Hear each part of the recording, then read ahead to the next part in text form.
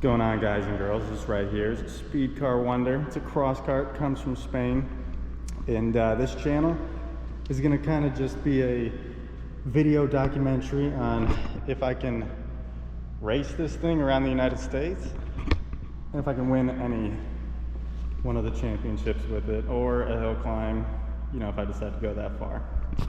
So as we get into this, for those who don't know, like I said, this is a Crosskart. They're pretty big in the European countries, in Nordic countries.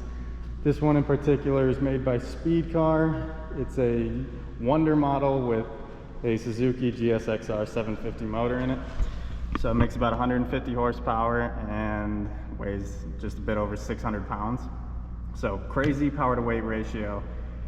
It is a fully FIA certified chassis. Everything on here is, you know, just going to be tubular roll cage, and then you're just running kind of heim joint connections everywhere. Couldn't think of that. Tiny gas tank. It's good for like 10 laps. Then obviously crazy three-way Olin suspension. People that ride motocross or kind of do a lot of off-road things probably pretty familiar with this setup. As you get into it, obviously you retain the 6-speed sequential transmission. You've got a handbrake right there, the 3 pedals, and then from there you've got your brake bias and aim dash to kind of go over everything, gear indicator, fan override, this little function right here, your oh shit light that comes on, you're kind of done, your power, your starter button, crazy that's got push to start, and then you've got a steering wheel that's removable because race car, and obviously a full 6-point harness. And other than that, that is kind of what a Crosskart is. Really fast machine that's pretty capable. As I get into talking about this a bit more, I'm going to pull this back cover off, and I'm going to pull that front nose piece off, and we are going to kind of go in more detail of, you know, everything that's tucked under the plastics of this. So in 1 second we will have this cover off. So now that we have the plastics off, we'll kind of go through, you know, everything about this in a little more detail. For those that know motorcycles, you'll know this definitely is not a stock Suzuki GSXR750 radiator. This is a much bigger radiator because, for one, there's not a lot of airflow back there, and two, these things run like full throttle the majority of the time, which is really rare for a street bike, even if you're on the track. So we tend to try to run these things at 200 degrees or less, and to kind of make that happen, the thermostat in these is completely removed. It's like a hollowed out piece, so it's just full coolant flow the whole time. And then from there, you kind of just run a ton of coolant in it. I think there's close to, say, 1.25 gallons, close to 1.5 gallons, if you really fill up this entire expansion tank, which I need to add more in there.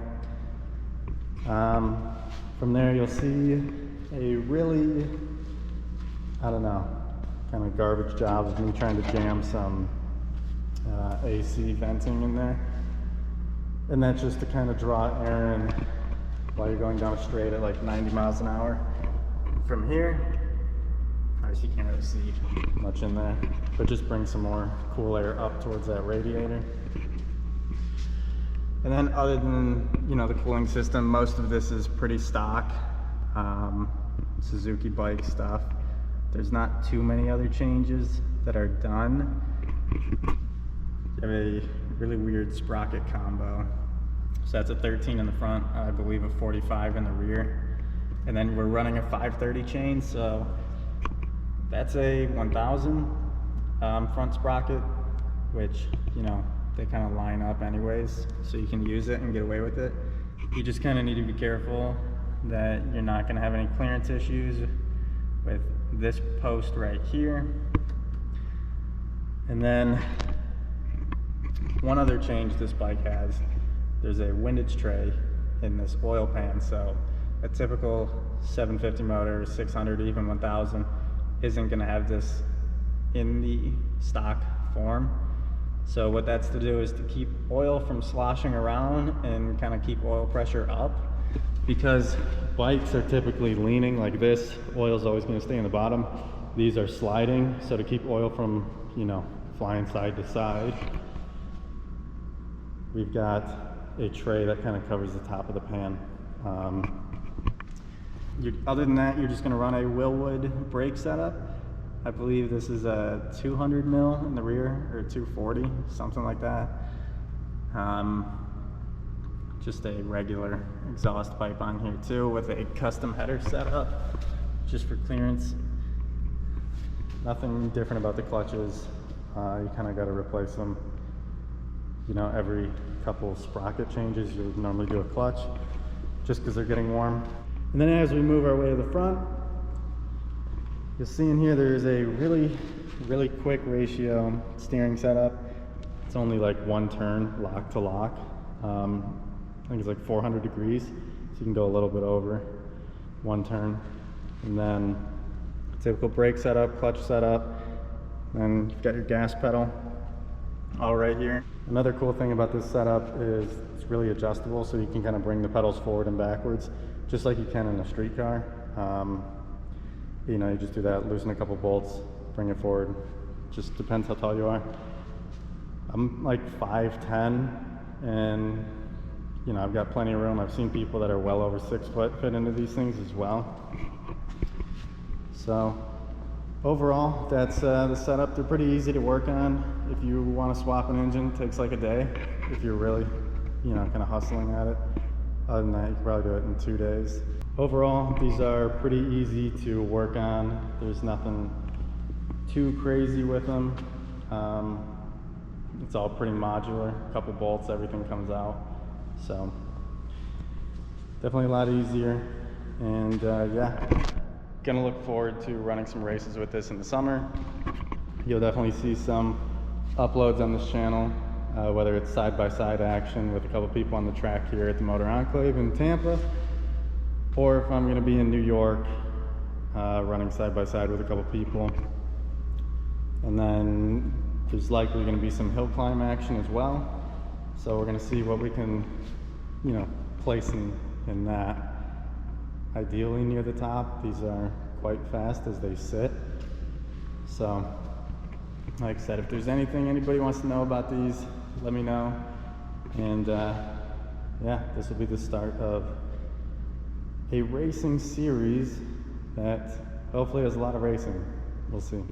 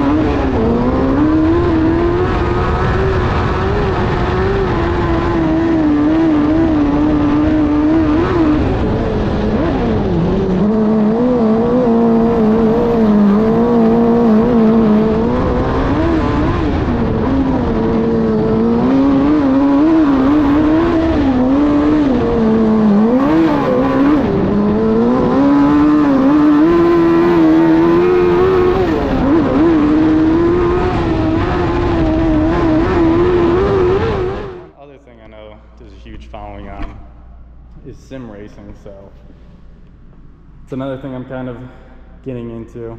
If there's anything anybody wants to know, whether it's, you know, does Sim Magic make good stuff? Obviously I think so. Or just the setup in general. I know everybody goes crazy over sim racing frames. I went with RC. Everyone's gonna say I should have done an 80-20 profile, but for what I use it for, this thing's amazing. Definitely extremely heavy. It's like 400 pounds just sitting there.